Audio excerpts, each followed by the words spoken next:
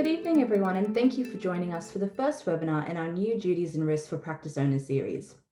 For some of the webinars in this series, we'll be partnering with the Governance Institute of Australia, whose expertise will offer the latest in governance best practice. This series will help you to set up a company that runs efficiently or improve how your existing business functions for a safer, more compliant and successful practice. We understand that good governance skills are not just for practice owners and directors, which is why we've created a separate series for your practice managers and admin teams. This series starts tomorrow, and we encourage you to get your teams to register for these events. So together, you can create a safer, more compliant and successful practice. We have had yet another overwhelming response to this webinar, so clearly it's a topic of much interest, and we have a fabulous panel with us tonight who will be addressing some of the many questions which have come through the registration. Thank you so much for those. And if you do have additional questions, there will be a survey at the end, and we invite you to leave your comments for us there. Please note that the information given tonight is general. However, if you do require specific personal advice, we, as always, invite you to call our medico-legal advisory line. We've just clicked over on the hour, so we'll get started. Welcome to tonight's webinar on employment obligations and liabilities for practice owners and healthcare directors. In the spirit of reconciliation, Avant acknowledges the traditional custodians of country throughout Australia and their connections to land, sea, and community. We pay our respect to the elders, past and present, and extend that respect to all Aboriginal and Torres Strait Islander people today. I will now hand over to Georgie Haysom. Thanks, Persephone, and thank you very much. Welcome, everybody, and thanks for joining us for this webinar this evening. Now, some might think that directors' duties only apply to the big end of town in the corporate world, but of course, if you run your practice through a company, you will have additional obligations as a director, and at medical school doesn't teach you business skills. So we're very excited to be bringing this series to you over the next little while, and particularly excited to bring this first webinar to you where we're looking at employment obligations for directors and practice owners. So I should have said I'm Georgie Haysom and I'm the Head of Research, Education and Advocacy at Avant. And in a moment, I'll introduce our panel, but first, if I can just remind you that you can put your questions in the chat, as Persephone mentioned at the beginning. So please feel free to do that, and we'll do our best to answer them as we go through. And thank you for everybody who sent through a question beforehand. That's helped us to develop the content. So today we'll be focusing on companies rather than other legal entities such as partnerships or trusts or joint ventures. So it's very much focused on companies. I'm going to introduce our panel now. So firstly, we have Sonia Black. She is a special counsel in employment law at Avant. Welcome, Sonia. Hello, everybody. Welcome. Next, we have Paul Hardman. He is a partner in the labour, employment and workplace safety practice at law firm K&L Gates. Hi, Paul. Welcome. Hi, Georgie. Hello, everybody. Thanks for having me. And we also have David Williams. He's a practicing neurologist and also the managing director of Hoxton, which is a company that provides practice management services. And just a note of disclosure, that is Avant is affiliated with and has a shareholding in Hoxton. So thanks, David, for joining us. Good evening. Great to be here. So we know that doctors love a case study. So our discussion this evening is going to be in the context of a case study that's going to unfold as we go through this evening for the next hour. It might seem a bit far-fetched to some of you, but can I please assure you that these are definitely the sorts of things that we see, unfortunately, at Avant. So we'll jump straight in. Let me introduce you to Jack and Jane. They are shareholders and directors of a company called Main Street Medical Pty Limited, which operates the Main Street Medical Clinic. Jack works in the practice as a GP and Jane is his wife. She doesn't play an active role in the company, but in the practice, but she does keep an eye on the finances to ensure that the practice remains profitable. So Main Street Medical Centre engages staff, including doctors, nurses, a practice manager, and reception staff. So that's the scenario we'll start with. That's the setup we have. I'm going to ask you, Sonia, the first question, and that is, can you just give us a brief overview of the employment arrangements at the practice? Certainly, Georgie. Well, employment can be a very difficult area. There's lots of detail and it's really important to get it right for all of the reasons that we're going to talk about tonight. So I think the first thing you need to consider is to distinguish between your practice staff, so your nurses, practice managers, receptionists, and your doctors.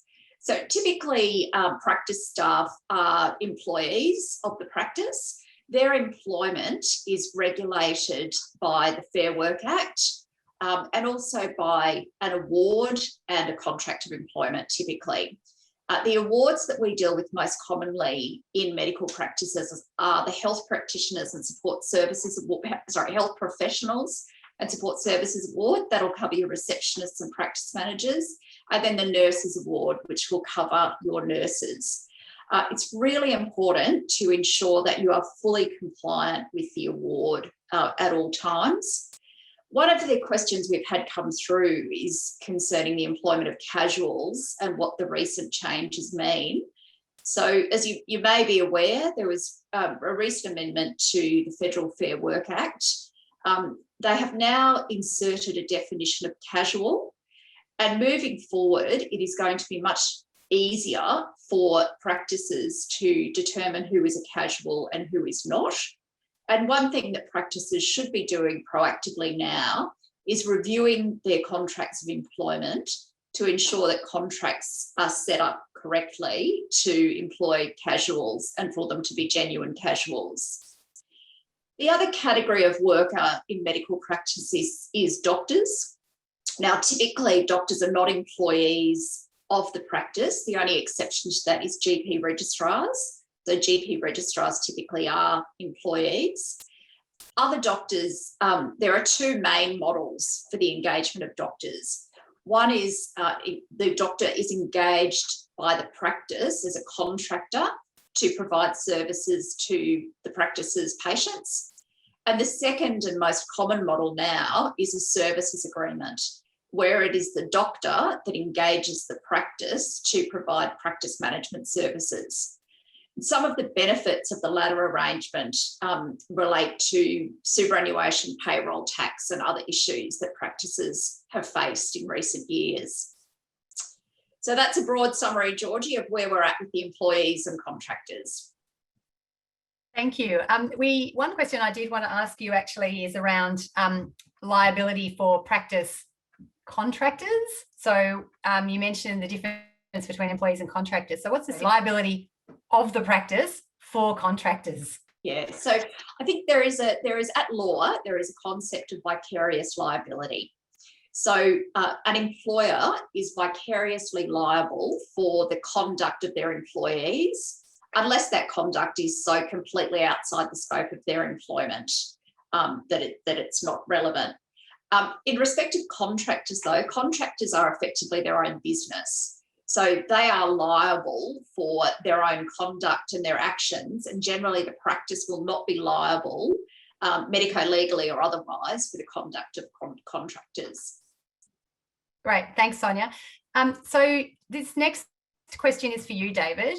From what Sonia said, sounds like you have to keep across a whole heap of admin as well as trying to run a practice. And if you're the doctor, you're also trying to provide care to patients. Do you have any comments or tips for doctor owners to assist them to minimise the time and effort spent on admin tasks that are associated with running their business? Yeah, thanks, Georgie. One of the big shocks of becoming a business owner and a practice owner and manager of people is the amount of work that needs to go into it.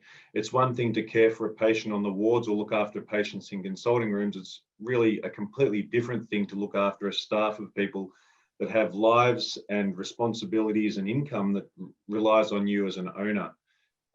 This can be very complicated and just from the responsibilities that you have as an employer, but also really hard to keep a track of.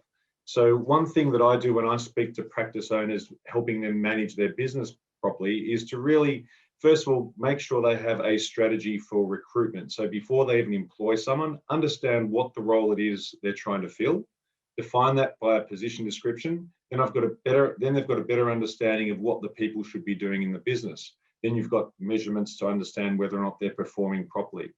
And that's all copied down in a contract, which should be regularly reviewed and updated to keep pace with employment and award changes. And their training and activity, the staff's activity within the business, has to be measured by how well they're responding to the policies and procedures of the practice.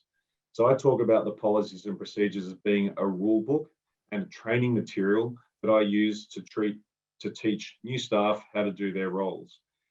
What that really means is it needs to be a good record keeping system to have all these pieces of information to hand for me as the business owner, so I know I'm over it, but also for my practice manager or for my clients' practice managers to keep track of. And that's where we use software and advice. So advice from lawyers to help with the contracts, regular updates from the award, and also things like Practice Hub, where the documents can be held in one spot and accessible to everyone in the practice. This really builds resilience within the business, helps to employ the next person and keep me abreast of things as the landscape changes gradually over time. Fantastic. Excellent. Thank you for that, David.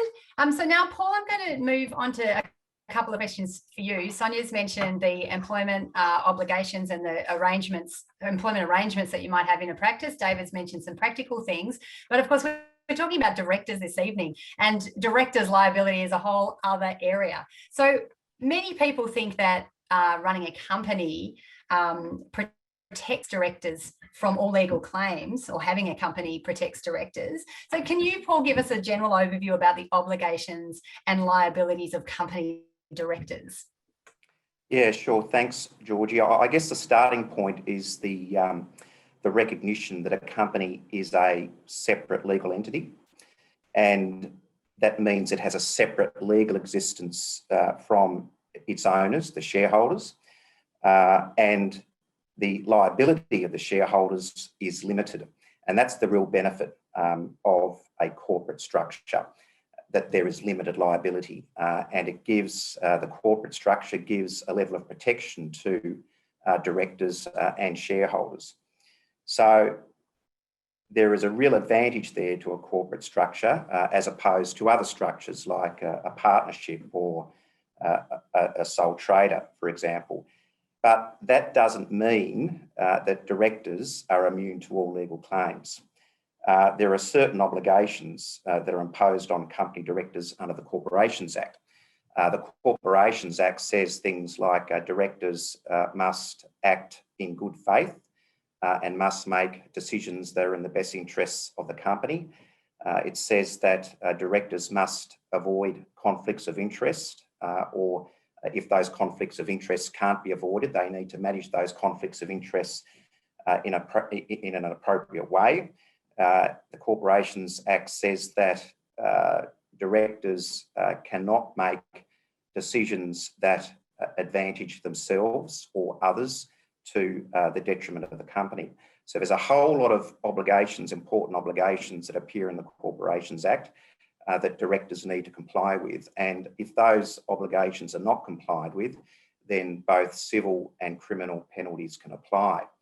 So what the law is really doing here, it's saying, well, if business owners, if you want to have the benefit of the limited liability that a corporate structure gives you, then you, the directors and other officers of the company who oversee the governance and the compliance of the company, you need to do certain things, and you must not do certain other things. And that's really what the Corporations Act sets out. But one of the other things that the law has done over time is, with the recognition that it's really the directors and other officers of a company who allocate the resources of the company and have the greatest control over compliance of the company with the law, what the law has done and what regulators have done, like the Fair Work Ombudsman, who regulates the workplace law, and also the Work Health and Safety regulator, WorkSafe, or Work Health and Safety Queensland, here in Queensland, for example. They have imposed greater obligations on directors. So in the case of Work Health and Safety, in the legislation, the model legislation, which came out in 2010, 2011, it imposes a positive obligation on directors to exercise due diligence at all times to ensure that the company is complying with its work health and safety obligations. So it's a very important obligation imposed upon directors and other officers. And in terms of the Fair Work Ombudsman, what we are seeing is that where a company, for example, underpays its employees, the Fair Work Ombudsman can commence proceedings against the company, and it often also commences proceedings against the directors if it's the case that directors have some knowledge of the underpayment, or if they were willfully blind, that is, they turned a blind eye. If they might have had a suspicion that there was an underpayment, they turned a blind eye and didn't do anything about it. So they're sort of some important obligations cast upon directors. So it's certainly not the case, no, that a corporate structure makes directors immune from legal claims. Okay, thanks, Paul. I wonder whether Jack and Jane know that this is what their obligations are running their practice. I did want to ask you one thing before we move on with the story some more, Paul. Jane is a pretty hands-off, apart from, as we said in our scenario, just keeping her eyes on the finances to make sure it's profitable. So what's the difference between directors who work in the practice and silent directors like Jane? Just very quickly, because it's now 8:15 and that's the mark we need to move on to the next one. Yes, short answer is not much. So really the liability that a silent director has in relation compared to an active director is pretty much the same. Jack and Jane here are both directors.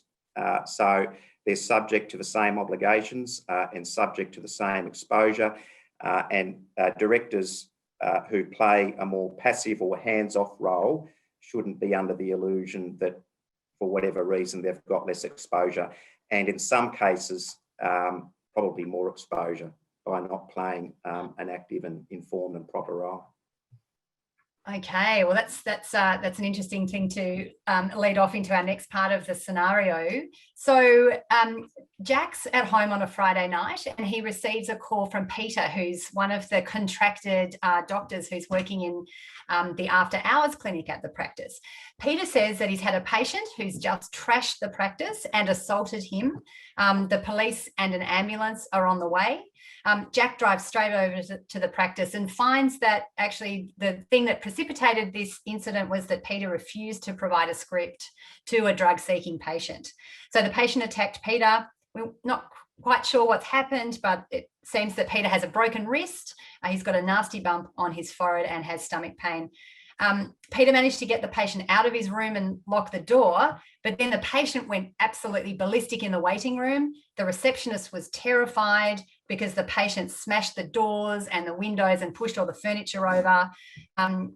She didn't think there was any point in pressing the panic button because Peter was the only other person in the practice, but he was locked in the consultation room. So she called the police and fortunately the patient left as he heard the receptionist on the phone to the police. So Sonia, this is a really troubling situation. What are the immediate issues for Jack in this scenario? Well, Jack's got a lot to think about straight away. I think the first issue for Jack is to ensure that the staff are safe and that they are receiving appropriate medical treatment. He will need to be dealing with the police to provide whatever information the police require in this situation. He obviously will need to secure the practice. So if windows have been broken, he may need to call, glaziers in to fix the windows or to otherwise secure the practice overnight, to secure any drugs or script pads that are at the practice. The next thing he should think about is calling the practice's insurers, whether that's a BANT, the public liability insurer, the contents insurer, the property insurer, etc., to notify the claim. He'll need to think about whether the practice is going to open up on Saturday. So it's late Friday night, the practice is trashed, staff are distressed. Does he open on Saturday or not? If he decides not to open, he's got to deal with the staff and the patients. And then he just needs to consider who else he needs to notify. So he may need to notify WorkCover and the Workplace Health and Safety Regulator of these events. And really just sort of calm everything down, make sure the practice is secure, deal with what's happening on the night, and keep himself calm as well, because this is a very stressful situation. Yeah, absolutely. He's got a lot to think about. So we'll talk about the WHS issues in a moment, but just to continue the story, Peter's taken to hospital by ambulance. And then overnight, that Friday night, he sends a text to Jack, says he's been admitted overnight to the hospital for monitoring, and that he thinks that he's not going to be able to work for several weeks, but he'll know more in the coming days. So Peter asked Jack, what he intends to do to compensate him for his loss of income over the following weeks. So David, as a practice owner, how do you respond to Peter? What would you be doing in this situation? Your practice has just been trashed. One of your main doctors has just had an injury, isn't going to be able to come in for the next coming possible weeks, and he's asking you about compensation that same night. What are you going to do? This is a nightmare scenario, isn't it? And I'm sure all practice owners and principal doctors on this webinar will be horrified to be in this situation. And I must say, I'm really sorry that this is a true story that someone's had to go through something like this. So we need to be prepared for it. I think the first thing to say is that Jack has to recognise that he'll be under a massive amount of stress at this time. He's called the police, he's called the Glaziers, he's spoken to the insurers. Now he gets a worrying text from Peter, who he's probably worried about in hospital. And now is not the right time to start that discussion with Peter about, the whys and wherefores and what the downstream effects are going to be.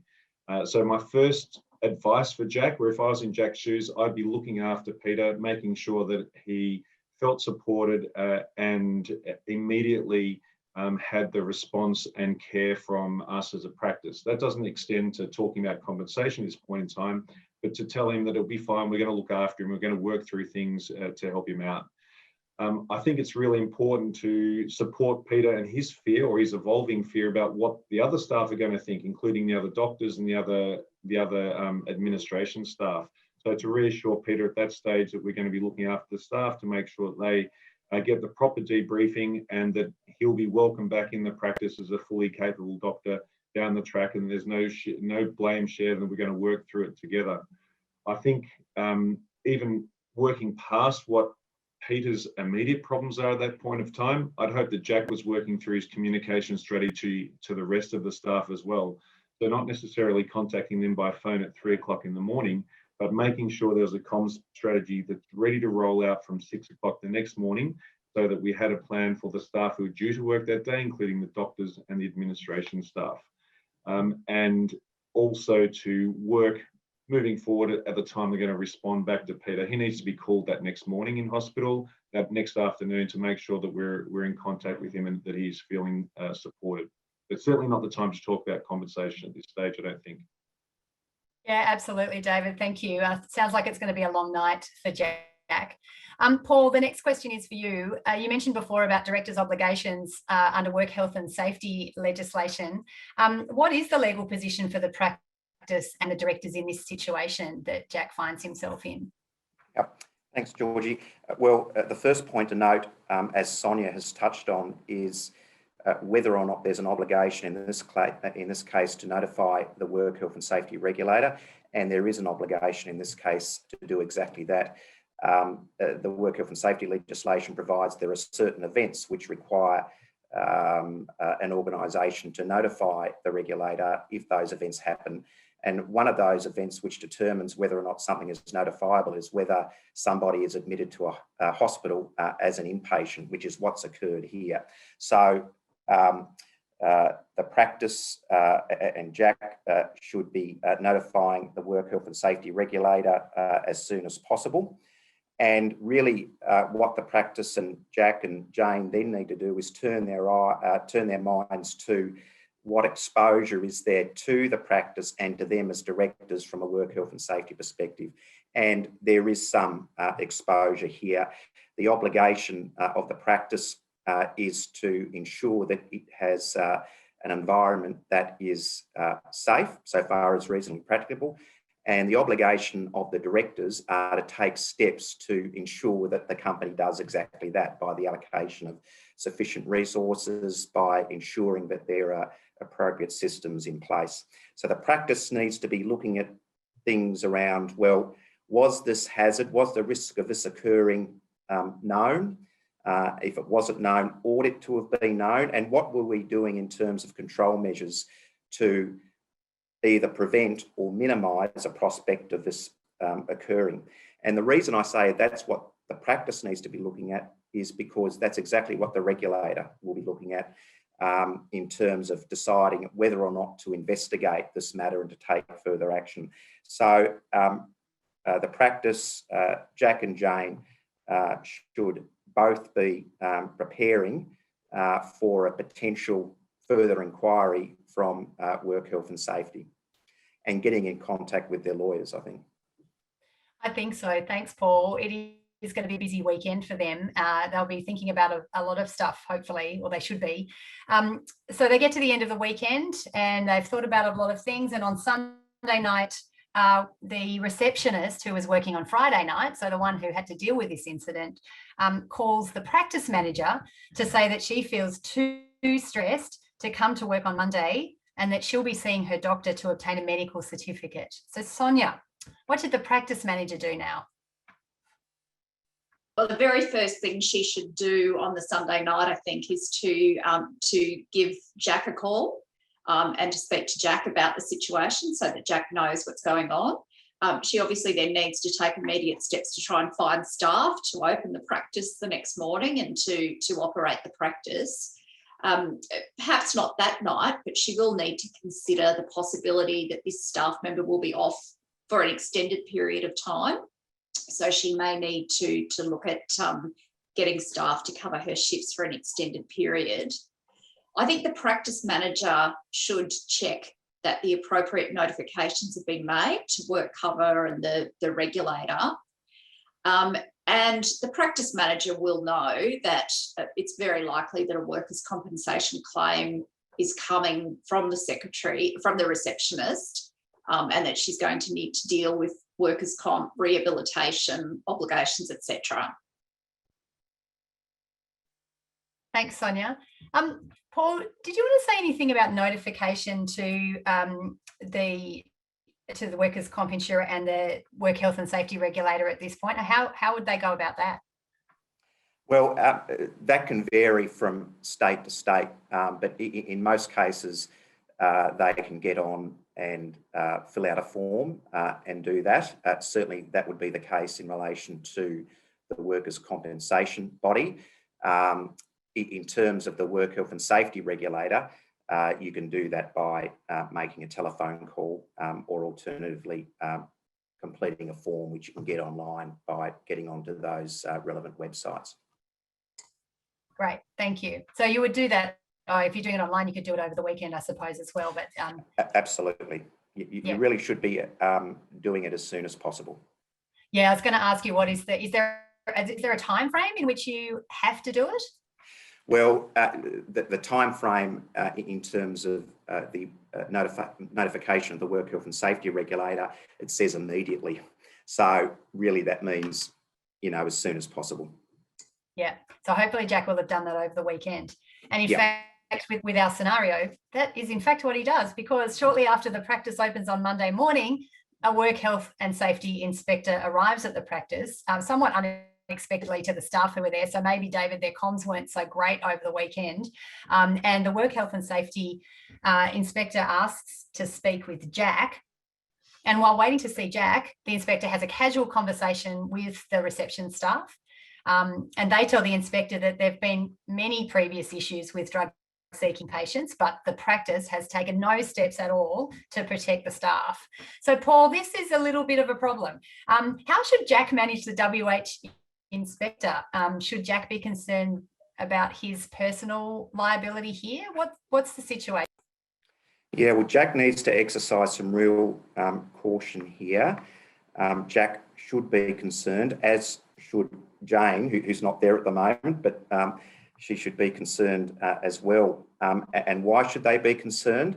Well, there could be a real prospect of a prosecution against Jack and Jane here, because what appears to be the case from what the reception staff are saying is that there have been previous incidents. They've brought these incidents to the attention of Jack, and nothing's been done.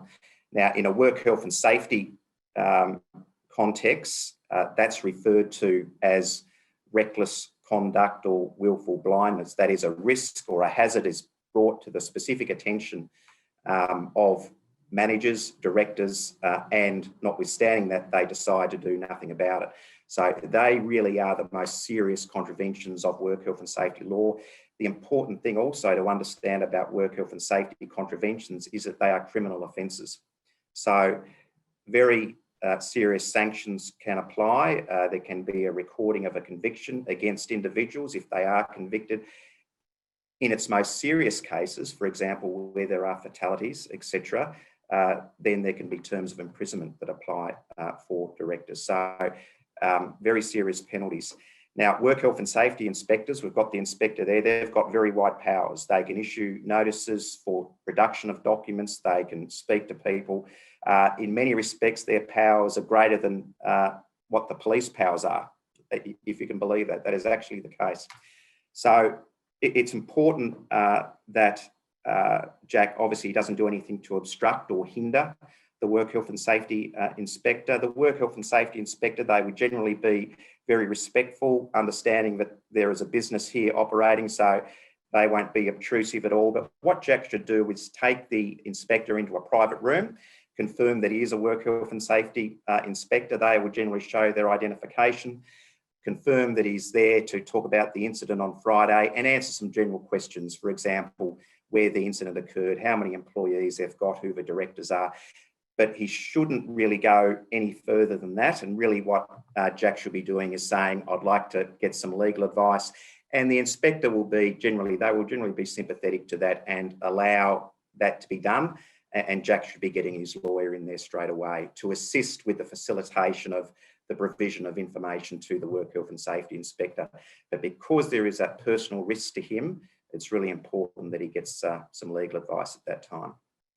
Yeah, that's great advice. I mean, in this scenario, we have it happening. This happened on the Friday night. This is the Monday morning. Is this sort of scenario, would it happen that quickly in this type of scenario? Is there, or does it depend on the seriousness of the incident that's occurred? Certainly depends on the incident, and certainly it can even happen a lot quicker. So one of the things that work health and safety inspectors want to do is to get to the incident scene as soon as possible, and businesses also have an obligation where there is an incident scene to preserve that incident scene, not to alter it or tamper it in any way. So work health and safety inspectors can really move that quickly to get to the incident, the place of the incident. For that reason, it's really important when these sorts of things do occur that you're on the phone to get some legal advice as soon as possible. Yeah, that's great advice. I think if I were Jack, I'd be slightly freaking out at the moment, but I guess it's quite important to stay calm. David, do you have any comments on this scenario? What would you recommend for? Yeah, well, Jack and Jane are in a real difficult situation, perhaps wishing they never owned and ran a medical business in the first place. But I'd invite them to go back to their roots here and just remember what the practice is. The practice is the community, it's the people inside the practice, it's the team that provides the support for the doctors and the patients. And although they perhaps, according to the scenario, haven't done a great job in the past, really the first priority in terms of the staff on Monday morning is looking after their mental health and their physical health, and very proactively addressing these things in an immediate sense, like that minute, that day, how the staff feeling, working on a plan to look after their ability to debrief and fraternise and talk about the issues, make sure that the staff member who was around on Friday is supported as much as possible without being too obtrusive and respecting her right to get her own care. I think that they're the primary issues that morning. I think part of that will evolve over time into talking about the issues and how the practice can respond to it. So looking at providing training for dealing with difficult patients, getting some staff input to the ideas about how to safely deal with these situations in the future. To formalise that sort of training and that sort of advice into a strategy and documenting that as part of the practice policies so that the staff, the doctors, and in the end, the patients understand the rule book by which the practice operates and what sort of behaviours are and aren't tolerated and how they're managed if they should arise. Certainly in that near term, I would suggest Jack should seek formal advice on environmental safety. How are we going to construct the waiting room and the reception area to deal with potentially disruptive patients, particularly if we're dealing with drug-seeking behaviour and it's been a pattern that the practice has experienced. And I think that Jack and Jane should sit down and think about the strategy for the business. Should we tell the staff they have to put up with this in the future, or are we going to say, no, we're not going to actually deal with this patient population? That's a really important thing and part of the messaging about keeping the staff happy and on side and actually allow them to get through this completely. Wow, there's a lot of work for them to do, I think. Yeah, that's some great practical tips, David. Thank you.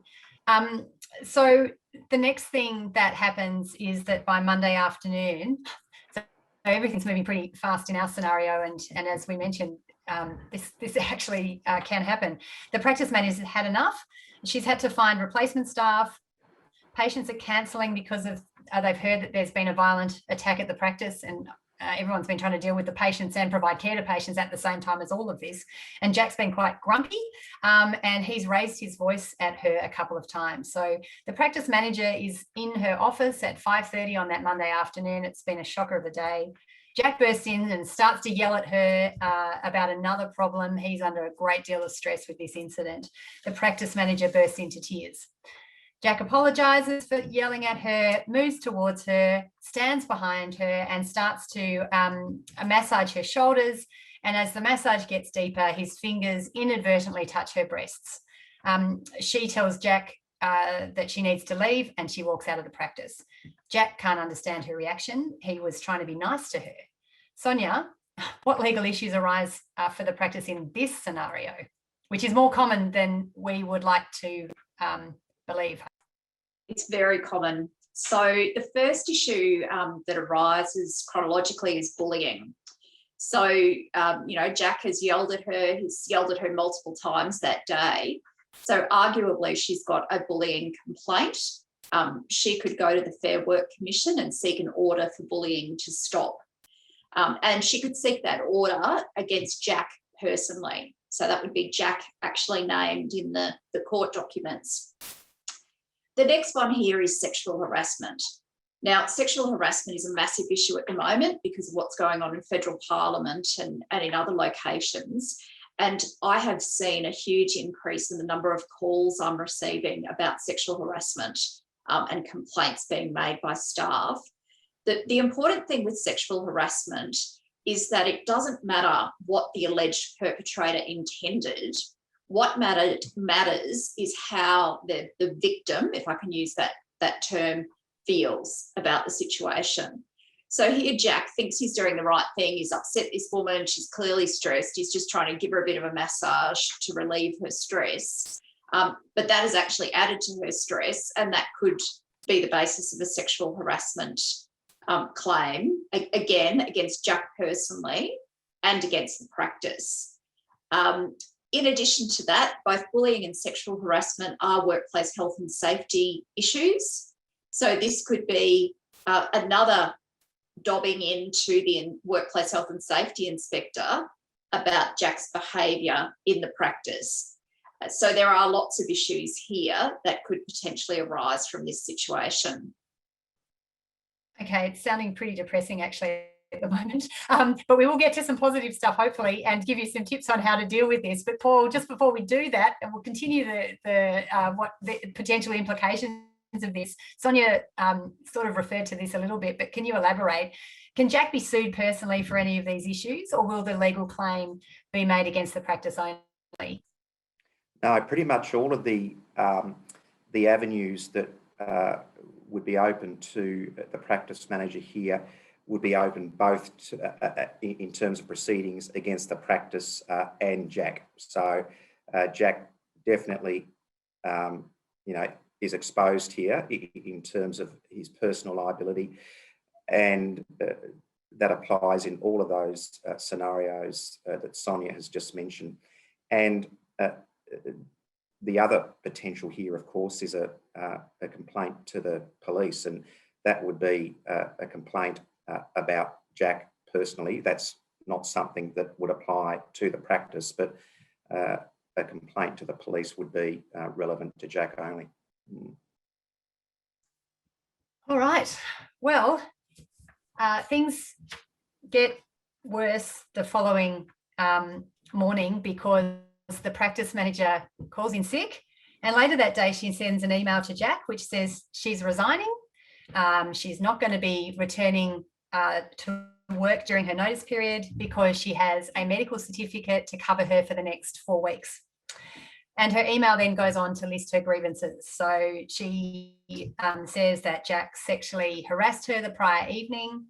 Jack's repeatedly failed to implement safety measures that she recommended, and that led to the incident on Friday night, and she doesn't feel safe returning to the workplace.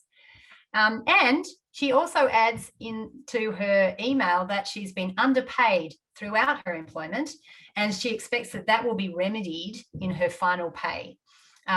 She said that she's been paid a lower hourly rate than the award requires, and she's never been paid for the hours of overtime that she did. So getting back to the things we mentioned at the beginning, all of those requirements to make sure you cover off and understand the award and keep up to date. Sonia, we've discussed the work health and safety and the sexual harassment issues. So what are the other legal issues that arise here, particularly with regards to the payments? Okay, so under the Fair Work Act, it is mandatory for employers to comply with the awards.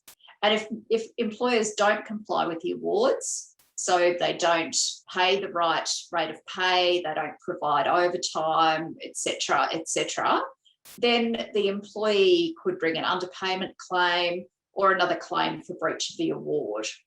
Now, under the Fair Work Act, there are provisions that talk about accessorial liability. So that's like being an accessory to the fact. So by way of example, Jane, if Jane is overseeing the finances, Jane could be personally liable as an accessory to these breaches of the award, and she could, be personally sued for that. The other issue we've got here is that if there has been an underpayment, it's very likely that superannuation will have been underpaid as well, and directors can be held personally liable for the underpayment of superannuation.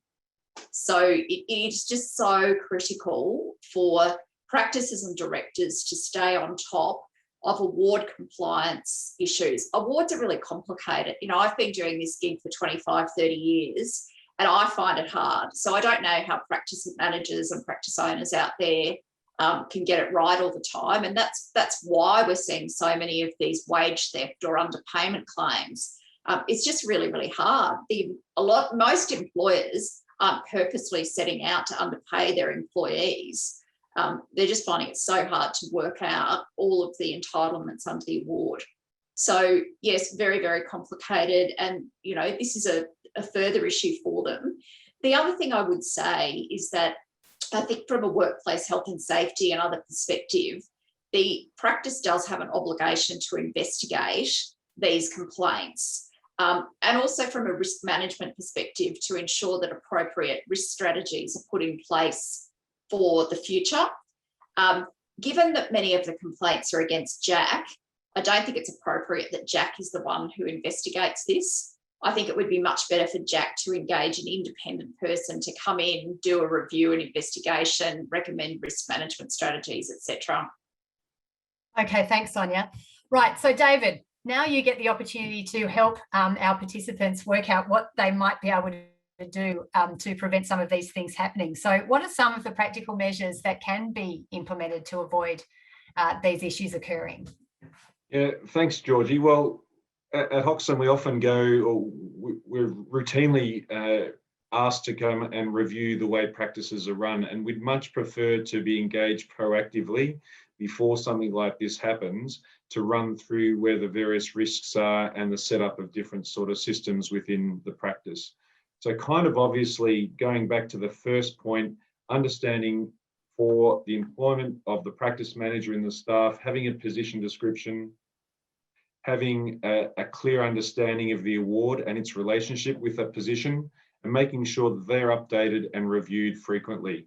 So then we're not at risk of underpayment or not paying entitlements. Perhaps even more importantly is having the person inside the practice responsible for the payroll and the review of the employment contracts to be trained to do it.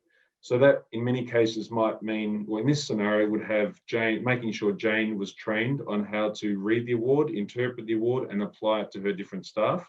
And if she wasn't capable or competent to do it, or had no desire to take part in that part of the job, elevate that to an area of need within the practice and outsource it to a payroll company that also is involved with award interpretation.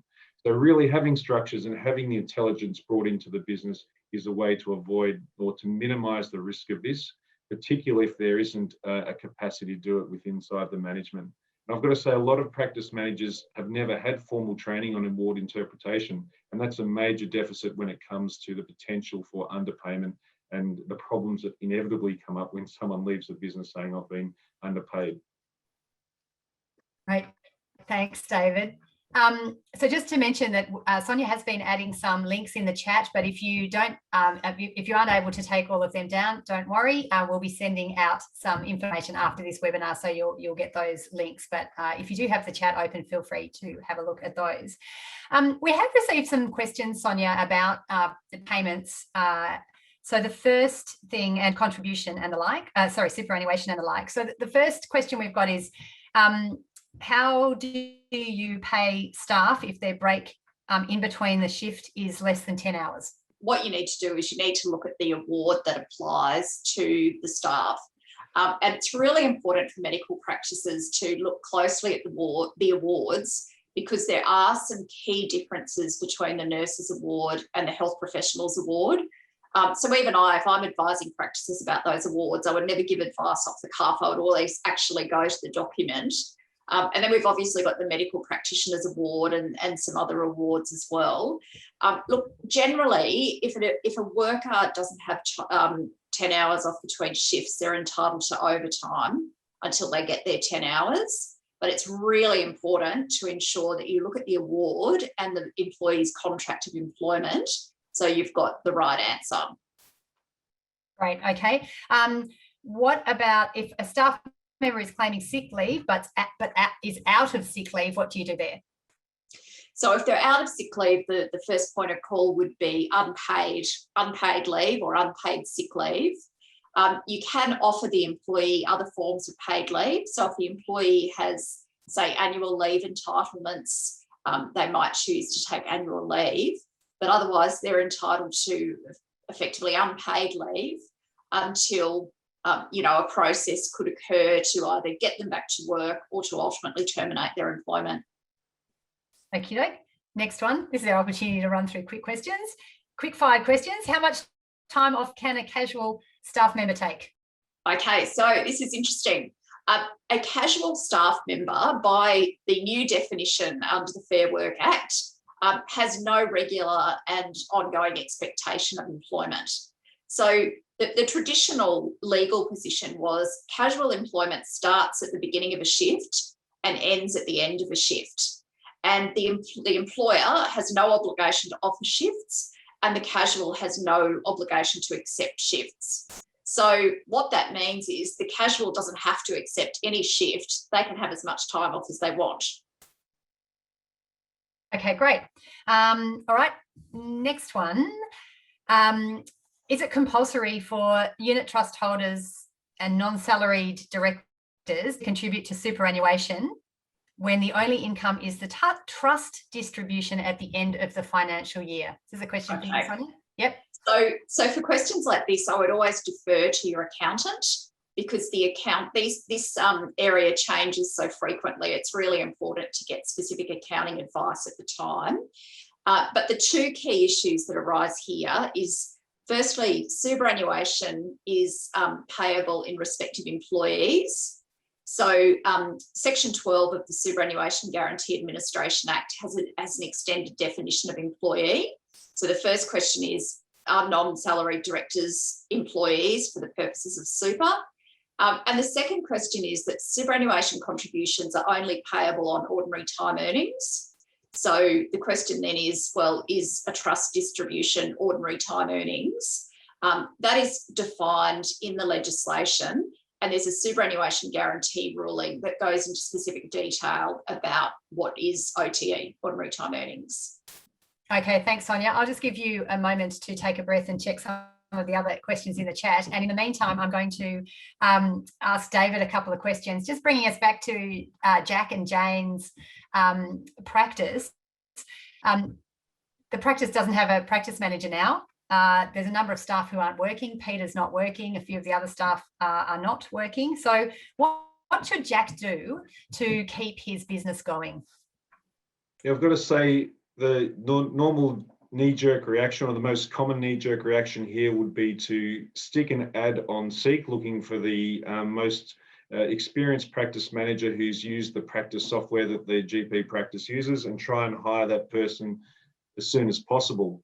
Soon after loading up the ad, Jack is most likely to call a temp agency and ask for a practice manager that will cost probably $90 or $100 an hour to come in for the day, and probably not contribute much for the practice.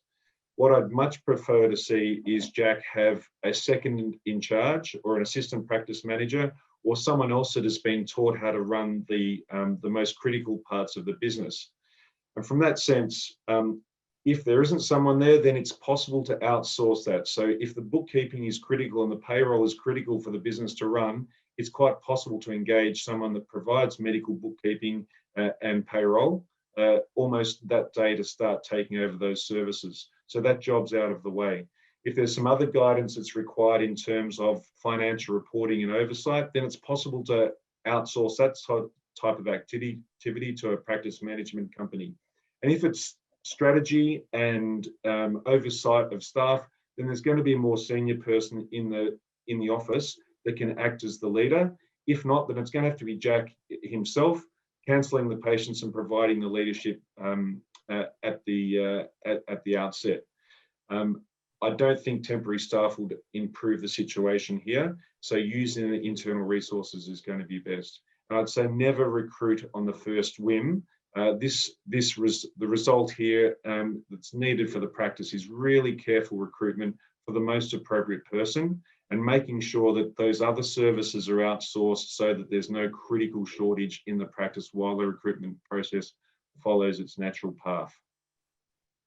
Okay, thanks, David. Now, Paul, I'm going to come back to you and ask you a couple of questions. There is some stuff that Jack can do here, as we've sort of mentioned, but just to sum up, what are some of the proactive things that he can do to prevent these things happening?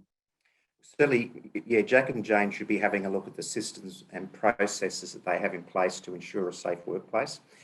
One of the first things that they can do, and these sorts of things are actually referred to in the legislation, and it's consulting with your employees and your workers. They often have the best idea about the real hazards and risks that are presented in the workplace. So speak to your staff, get an understanding from them as to what the hazards and risks might be. Some other practical things in relation to this particular scenario might be that they could look at providing some training to their staff, for example, in aggression de-escalation and strategies for early intervention and management of workplace aggression. If possible, eliminate the requirement for staff to work alone. We had a receptionist here who was working alone in an after-hours clinic. So have a think about whether or not in after-hour times, is it possible to have two receptionists on, for example, to minimise the risk that's presented to somebody working alone. Emergency response training is another good idea. Have some scenario-based training in terms of when incidents like this do occur, what do we do? Who do we call? numbers there ready on hand, and how do we respond to situations like this? Even just very practical things. In this scenario, we had an angry patient who was throwing furniture around. Can we look at the design of the waiting room to make sure that things can't be used as weapons, essentially? Can we bolt the furniture down, for example? And make sure there is a process in place to note, report and monitor instances of patient violence. We had a situation here where this had occurred before and there didn't appear to be, a good record of it, and also evidence of it having been acted upon to manage this risk. So they're just a couple of practical suggestions I think that Jack and Jane could look at. Thanks, Paul. And one of the other questions we've had through is, can you get insurance for your liability as a director? Certainly that's something that directors, all directors should look at. There are D&O policies available on the market. So directors should speak to their insurance brokers, and there are some things that can be indemnified from an insurance perspective, legal costs, etc. So D&O policies, I think, are an absolute must in terms of directors looking into that. Okay, great. Thanks, Paul. We're almost out of time, but there's just another couple of questions. Sonia, I wanted to ask you one that's come through. How often can staff take unpaid carers leave? So they're entitled to 2 days of unpaid leave per occasion. They're entitled to carers leave. And they're entitled to carers leave to provide emergency care to an immediate family member or household member. Okay, great. Thank you. And just a question that's come through, Paul, just to clarify what a D&O policy is. That's directors and officers insurance. Yes. Can you just That's right. Just a reminder about that? Just recap that. So directors and officers, and so it's insurance which is available to directors and other officers of the company who are in a management position, company secretaries or general managers, etc. And it's there to provide protection insurance for the sort of things that we've been talking about in this scenario. Great. Thank you, Paul. Sonia, is there anything else you've been doing at Elfing behind the scenes, putting answers up? Anything else that you want to highlight from the chat that you've put up? I think one of the things is that if the award provides the absolute minimum terms and conditions of employment, you have to comply with the award. You can't contract out of the award. There are provisions. There is a provision in the awards that talks about having individual flexibility agreements. So you might, in respect of certain things like overtime and certain loadings and penalties, you might be able to agree an all-up rate with your staff. So they're effectively paid an annualised salary and you don't have to comply with each of those obligations then. But it is really important that you do that in compliance with the IFA provisions in the award. Great. Thanks, Sonia. Well, I think we're just about out of time. So what we might do is just hopefully leave you with some key points that will be helpful to take away from here. We've painted a fairly dire picture of the situation that Jack and Jane found themselves in, but giving you some tips on how you can manage that. Paul, what would be your sort of final message to our audience this evening? I guess the best way for directors to minimise their exposure from a work health and safety perspective and a broader employment compliance perspective is to take all the reasonable steps they can to make sure that the company complies with its own obligations. That really is the best way, I think, of directors limiting and managing their exposure. And one of the best ways, as we've discussed, in terms of identifying hazards and risks is to speak to your staff. Encourage your staff to speak to you about what they see as being the hazards and risks, and also the importance of your staff and encouraging your staff to tell you about particular incidents in the workplace. So a reporting culture is one of the things that we talk about in a work health and safety perspective. Yeah, I think that's a great advice. Take advantage of the people who are on the ground and understand what's happening in the practice. David, your key message for everyone? Look, my take-home message will be to prioritise management expertise. So we're busy doctors, we have practice managers who inevitably haven't been trained for all of their multiple compliance and governance responsibilities. So where do you get that information from? Well, unless you attend all of these courses and do a whole lot of business training, it's best to probably hire in some management expertise and help. And if it doesn't come from your lawyer and it doesn't come from your solicitor, then it's probably going to come from a practice management company. Hiring a little bit of specialist expertise in payroll or bookkeeping or management compliance and strategy to help out with your otherwise very busy practice and practice management. So prioritise that expertise. Great advice. Sonia. I think being a lawyer, I have to say that getting it right from the outset is the key to all of this. So you need to set it up properly so you can best protect yourself. Ensure that you've got policies, contracts, award compliance. A system like Advanced Practice Hub is a great way to ensure that you're able to comply with all of the things that you need to comply with. And also Avant is here to help. At any time you can call Avant. It's more than likely that you'll ultimately get put through to me. And, you know, we're here to help with all of these issues. They are difficult issues. Everyone finds them difficult, and it is just really important to get it right from the start. Thanks, Sonia. So that's all we have time for. Thank you very much for joining us this evening. Sorry we didn't get to all of your questions. As we mentioned, we'll be sending out some more information together with the links that we've referred to this evening after this webinar. We have more of these sessions coming up, so please do register for them. Please also complete the survey. We really like your feedback. It's really helpful for us in designing our webinars. I think that's all I need to say, except to say thanks again for joining us, and I hope that you all have a good evening. See you. Bye for now.